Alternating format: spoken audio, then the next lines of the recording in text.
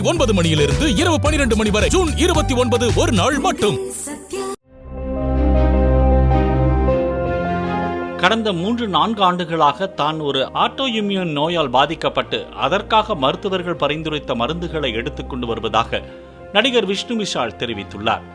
Autoimmune அல்லது தன்னுடல் தாக்க நோய் என்பது உடலின் நோய் எதிர்ப்பு சக்தி கிருமிகளுக்கு பதிலாக உடலின் சொந்த ஆரோக்கியமான செல்கள் மற்றும் திசுக்களை தாக்கி அழிக்கும் நிலையாகும்.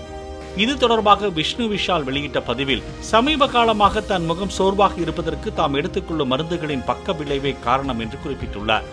தற்போது மேற்கொண்டு வரும் சிகிச்சை தனது உடல் நலத்திற்கு மிகவும் அவசியமானது என்றும் விஷ்ணு விஷால் தெரிவித்துள்ளார்.